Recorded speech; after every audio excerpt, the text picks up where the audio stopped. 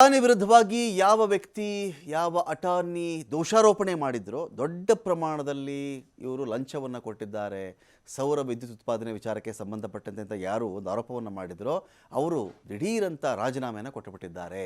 ಅಮೆರಿಕದ attorney Brian piece ಹುದ್ದೆ ತ್ಯಾಗ ಮಾಡಿಬಿಟ್ಟಿದ್ದಾರೆ. ಜನವರಿ 10ರಿಂದ ಜಾರಿಗೆ ಬರುವಂತೆ ತಮ್ಮ ಹುದ್ದೆಗೆ ಅವರು ರಾಜೀನಾಮೆ ಕೊಟ್ಟುಬಿಟ್ಟಿದ್ದಾರೆ. ಈ ಬಗ್ಗೆ ಅಮೆರಿಕದ ನ್ಯಾಯ ಇಲಾಖೆಯಿಂದನೇ ಅಧಿಕೃತ ಮಾಹಿತಿ ಹೊರಬಿದ್ದಿದೆ.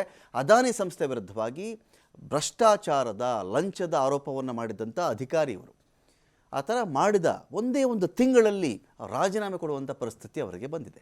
ಟ್ರಂಪ್ ಅಧ್ಯಕ್ಷರಾಗಿ ಅಧಿಕಾರ ವಹಿಸಿಕೊಳ್ಳುವ ಮುನ್ನವೇ ಅವರು ನಿರ್ಗಮಿಸ್ತಾ ಇದ್ದಾರೆ. ಅಕ್ಟೋಬರ್ 15, 2021ರಿಂದ ನ್ಯೂಯಾರ್ಕ್ ಪೂರ್ವ ಜಿಲ್ಲೆಯ ಅಟಾರ್ನಿ ಆಗಿದ್ದರು ಇವರು. ಅಮೆರಿಕದ ಅಧ್ಯಕ್ಷ ಜೋ ಬೈಡೆನ್ ಅವರು ಬ್ರಿಯಾನ್ ನೇಮಕ ಮಾಡಿದರು. ಇತ್ತೀಚೆಗೆ ಅದಾನಿ ಸಂಸ್ಥೆ ವಿರುದ್ಧವಾಗಿ ವಂಚನೆ ದೋಷಾರೋಪಣೆಯನ್ನು ಇವರು ಮಾಡಿದ್ರು. ದೋಷಾರೋಪಣೆ ಸಲ್ಲಿಕೆಯ ಮೇಲ್ವಿಚಾರಣೆ ವಹಿಸಿದ್ದೇ ಇದೇ ಬ್ರಿಯಾನ್ ಪೀಸ್.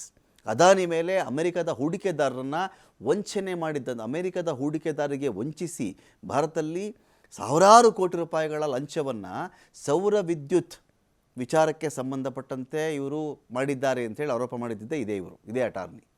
ಭಾರತೀಯ ಅಧಿಕಾರಿಗಳಿಗೆ ಲಂಚದ ಆಮಿಷವನ್ನು ಒಡ್ಡಿದ್ದಾರೆ ಅದಾನಿ ಅಂತ ಆರೋಪ ಮಾಡಿದಂಥ ಅಧಿಕಾರಿ ಇವರು.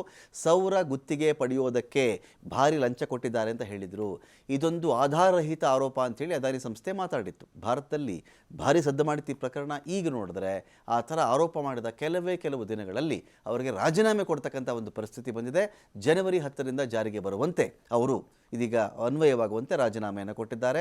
ಭಾರತ ಅಮೆರಿಕ ಸೌಹಾರ್ದ ಸಂಬಂಧವನ್ನು ಪರಿಗಣಿಸಿ ಟ್ರಂಪ್ ನಿರ್ಧಾರ ಮಾಡಿರುವಂತಹ ಒಂದು ಕಡೆ ಸಾಧ್ಯತೆ ಕೂಡ ಇದೆ ಅಂತ ಹೇಳಲಾಗ್ತಾ ಇದೆ. We don't know. ಟ್ರಂಪ್ ಅಧಿಕಾರಕ್ಕೆ ಬರಲಿಕ್ಕಿಂತ ಮುಂಚೆನೇ ಈ ಅಟಾರ್ನಿ ನಿರ್ಗಮಿಸ್ತಾ ಇದ್ದಾರೆ. ತುಂಬ ಚರ್ಚೆಗೆ ಗ್ರಾಸವಾಗಿದೆ ಅಟಾರ್ನಿ ಬ್ರಿಯಾನ್ ಪೀಸ್ ರಾಜೀನಾಮೆ.